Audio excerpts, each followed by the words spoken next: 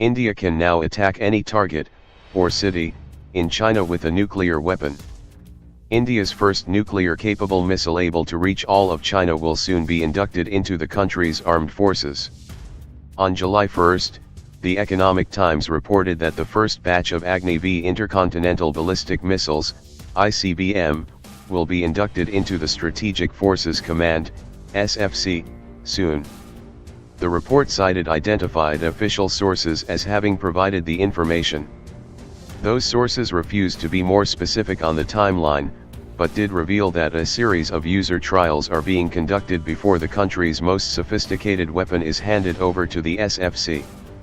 With a range of 5,000 kilometers, the Agni-V technically does not fall into the category of intercontinental ballistic missile as it is usually identified. Most classify ICBMs as missiles with a range of at least 5,500 kilometers. For all intents and purposes, however, the Agni-V is an ICBM for India for one reason: China. India's nuclear forces are trained on two potential adversaries, Pakistan and China. Delhi has long been able to hold at risk Pakistan's major population centers. But many of China's most populated cities have stood outside the range of India's ground-based missiles. Not anymore. As the Economic Times article noted, the missile is capable of bringing targets across China, including its prominent cities like Beijing, Shanghai, Guangzhou, and Hong Kong under its range. This point about the range was made by the late President APJ Kalam, who was often referred to as the Missile Man of India for the pivotal role he played in developing New Delhi's ballistic missiles as an aerospace engineer at Defence Research and Development Organisation, DRDO, India's premier defence agency. An ICBM with 5,000 kilometers range was enough as the potential enemies were well within this range, Kalam told university students before India's first Agni-V test. When a student asked him if an ICBM with a longer range should be developed, Kalam simply replied that India didn't face threats from the transatlantic community, the only places outside the range of the Agni-V. The Agni-V is a three-stage solid-fueled missile that carries a 1.1-ton warhead. It reportedly has a length of about 17.5 meters, a diameter of 2 meters and a launch weight of 49,000 to 55,000 kilograms. It is also carried on a road-mobile truck, making it very survivable. The missile was first tested in April 2012 to great fanfare in India. In the run-up to the test, India media declared, tipped to be a game-changer, Agni-V will make the world fear India.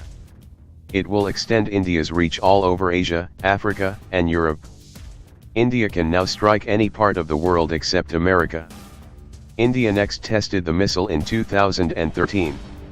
The next test in 2015 was significant because it was the first time it was tested from a canister. As an official press release from the Times said, the earlier two flights of Agni-V were in open configuration and had already proved the missile.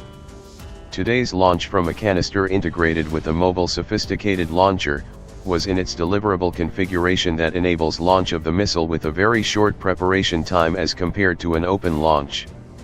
Avinash Chandar, the then chief of India's Defence Technology Agency, the Defence Research and Development Organisation, which designed the missile, called the test a momentous occasion.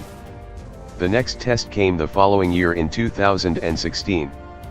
It wasn't tested again until this year, but has been tested twice so far in 2018. The first time was in January and followed by a second test last month. The most recent test was focused on improving the missile's accuracy. According to IHS Janes, the recently tested Agni-V was equipped with newly developed navigation and guidance systems as well as an onboard computer. As the 5 in its name implies, the Agni-V is part of a family of missiles with increasing range. The others are, Agni-1 with 700 km range, Agni-2 with a 2000 km range, Agni-3 and Agni-4 with 2,500 km to more than 3,500 km range. Even when the Agni-V missile is inducted into service, improvements could still be coming. In the past, there has been speculation that India could deploy maneuverable re-entry vehicles to increase accuracy and evade missile defense systems. Many observers also believe that India will eventually equip the missile with multiple independently targetable reentry vehicles, MIRVs. Those allow a single missile to launch warheads at different targets.